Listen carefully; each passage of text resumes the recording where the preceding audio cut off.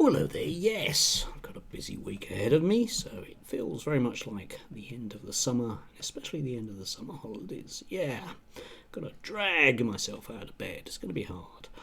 Today I wanted to talk about language. I've been very aware from the media that I consume of the particular notion of language and the way that it's used in a lot of the British media landscape, should we say.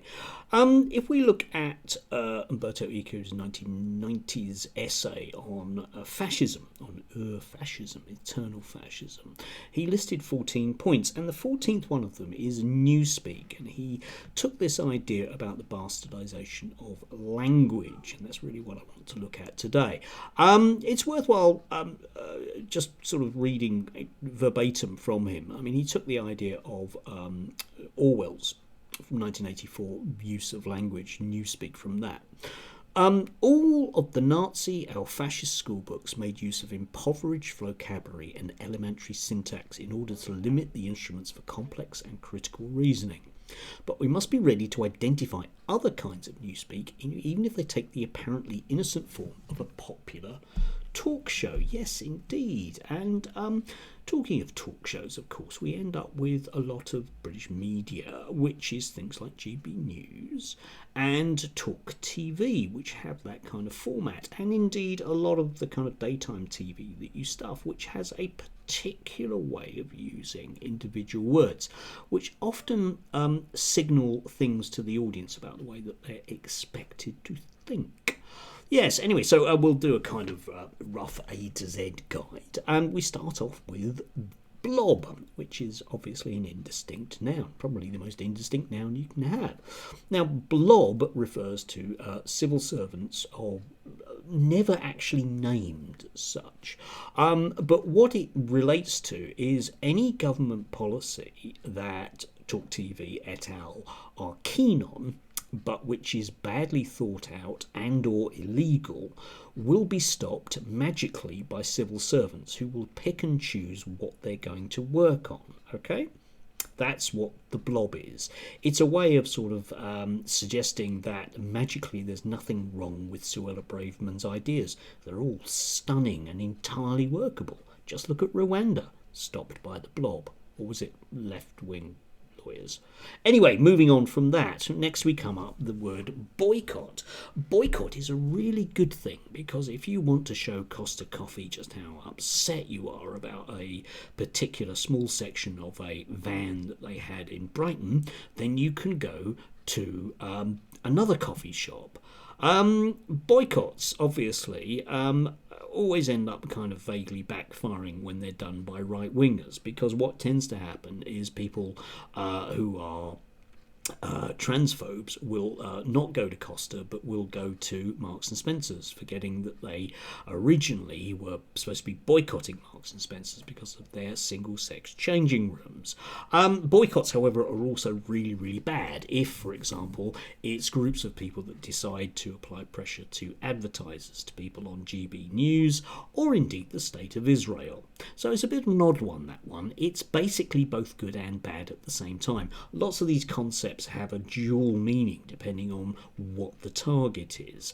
The word cancelled, which is just a general way of saying somebody posted something that was mildly critical on Twitter.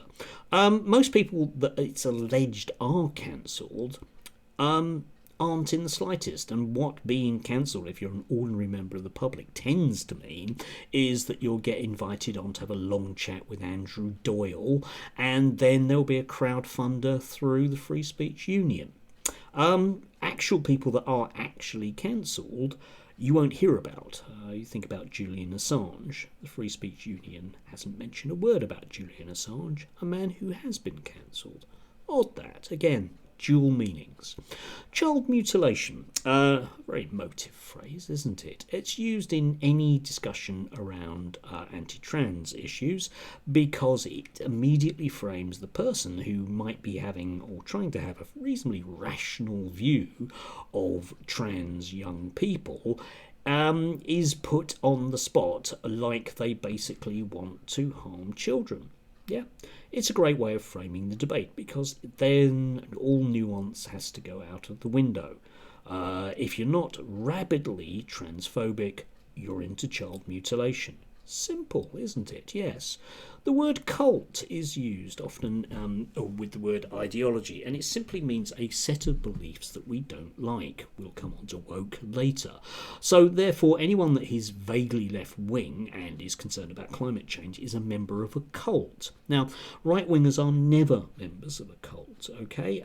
You can be a rabid fascist on GB News, and you're still not a cult member. Never, ever, ever. You're simply a rational thinker.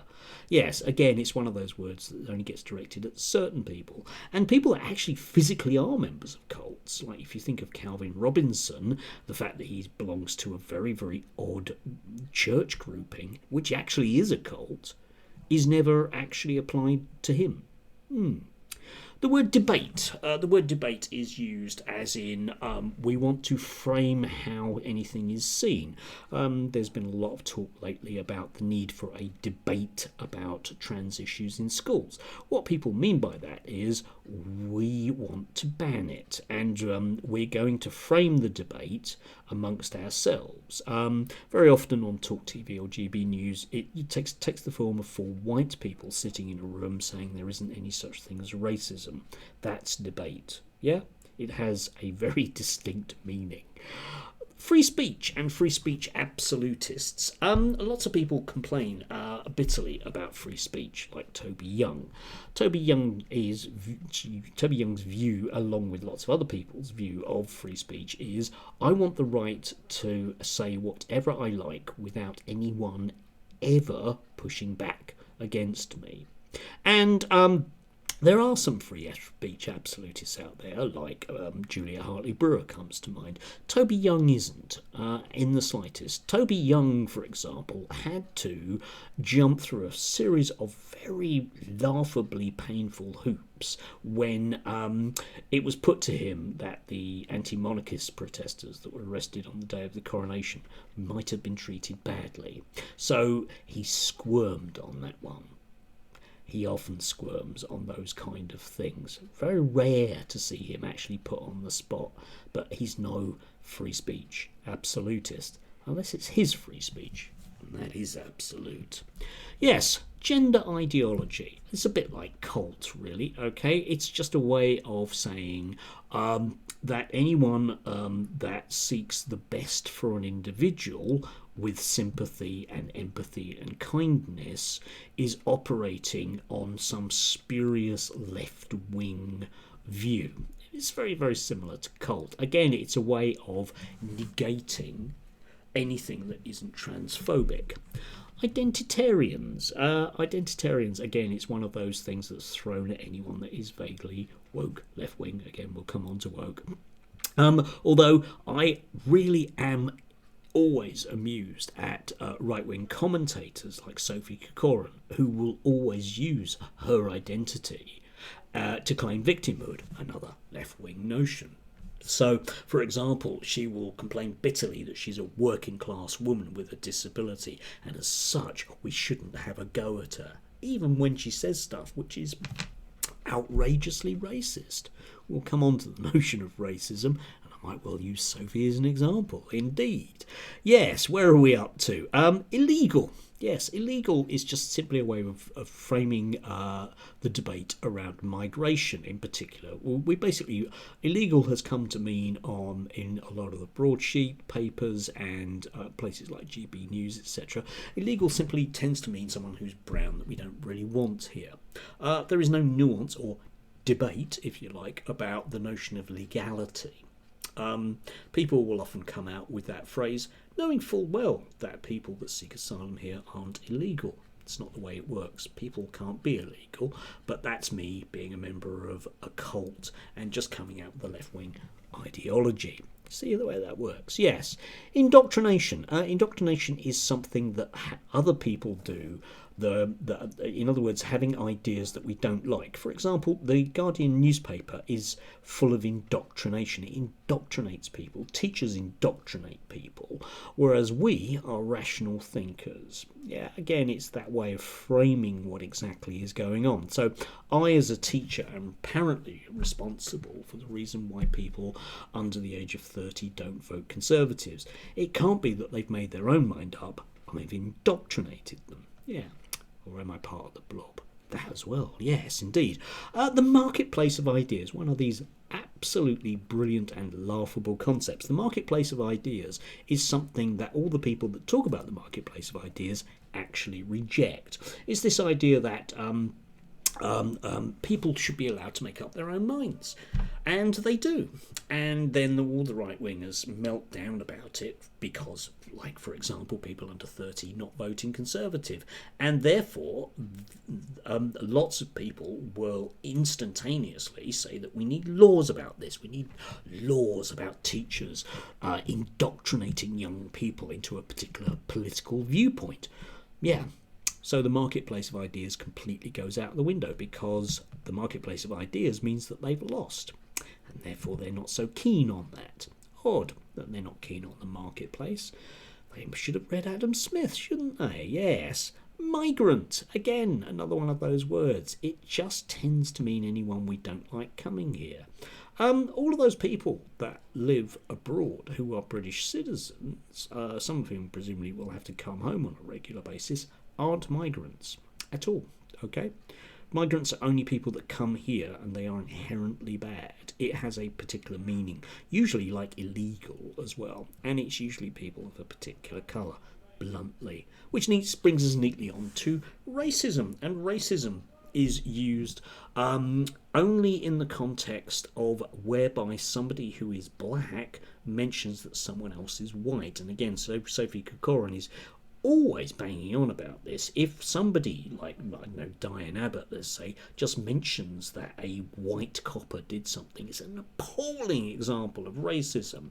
But if a white copper beats someone to death who's a different skin colour, he's probably just a bad apple. And that's the way that one works. I mean, I'll point you again to almost anything by Lawrence Fox. Lawrence Fox is more than happy to pick up on any minor points raised by poor black people or poor Asian people to prove that there is racism, but it only ever goes one way.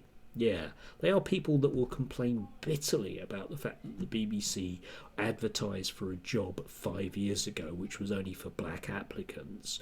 That's an example of racism. Whereas anything else, like, for example, the Met Police, let's just point there generically, just simply isn't. There isn't racism in this country. It's just one or two bad apples. I think some of them might be called Fox, but there you go. Yes, skeptic. Skeptic is something that Toby Young will use on a very regular basis. What it means is, I don't agree with the science. Okay, so you get climate skeptics. They reject the science. You get gender ideology skeptics or whatever it might be. It basically means no matter what the evidence is, I'm going to pretend that there are differences of opinion. Michael Gove used to do this when he was Education Secretary. He used to say things like, well, you know, there's a number of different views here. What he meant was, everyone thinks what I'm doing is wrong, but I'm going to do it anyway. The difference in opinion was just him. And that's the way that one works. It makes it sound like you've had a healthy think about it, rather than you're being paid via a right-wing think tank through American dollars. Yeah, that's the way that one works. And finally, the word woke, which simply means bad. Okay, nobody on the right actually manages to accurately define woke. It's like one of those all-encompassing words that, like blob maybe, or cult, etc. It just simply means bad. So you get woke teachers and woke civil servants and the woke Guardian and the woke BBC. It just means generic ideas of things that we can't exactly change for now.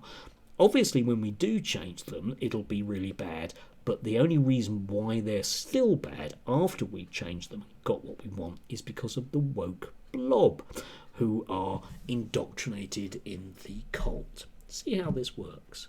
Anyway, I hope you found that vaguely useful. It's astounding the way that these words are used to absolutely stifle any nuance whatsoever. I mean, you can throw any accusations you want at me about my politics, I don't care. But at least I think about things. These people, it's their job to make sure that the majority of the British public don't. Okay, that's what this language is designed. It's designed to shut down the debate or critical thinking, exactly like Umberto said. Anyway, do have a lovely end to the weekend. Yes. Wondering how wet I'm going to get this week. Quite a bit, I reckon.